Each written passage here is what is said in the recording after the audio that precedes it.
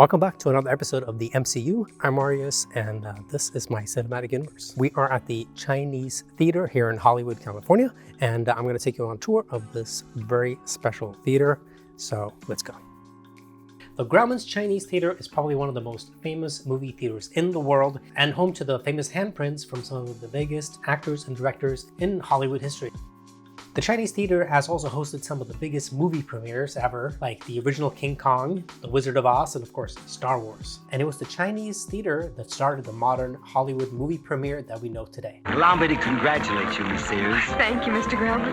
And may your success, like the imprints you've just made, last forever.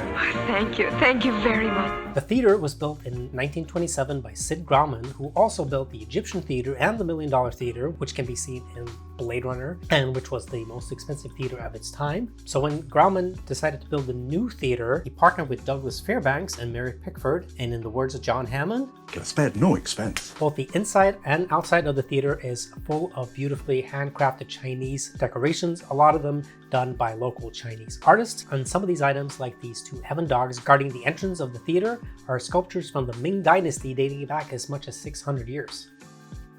The wallpaper of the lobby was hand-painted by a local artist and actor, Key Luke, who you probably know as the shopkeeper in Gremlins. I'm sorry. Mogwai not for sale. The wallpaper depicts these traditional Chinese scenes, and they are beautifully hand-painted. These days, the lobby usually displays movie costumes and props, which for a movie fan like me is a treat. So right now, we are down in the ladies' room, which is a place a lot of men don't get to see. This vanity right behind me here is Marilyn Monroe's vanity mirror.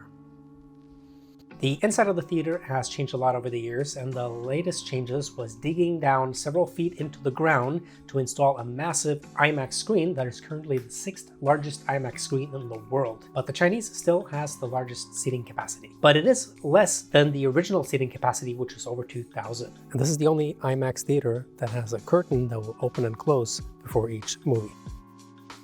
And this curtain is a reproduction of the original curtain that was here because they had to make it much bigger than original, but all the design, everything is the same as the old one. And there is also a lot of storytelling happening up here in the ceiling. So all around us, there is a story being told.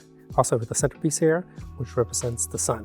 Another hidden feature here is these balcony seats, which a lot of celebrities and people with the right connections sit at. You might not even realize that they're here. So let's head up and see what the view is like.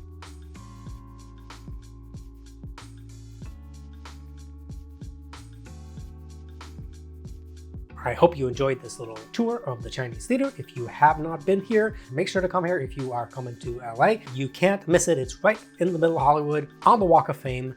And if you still can't find it, follow the superheroes.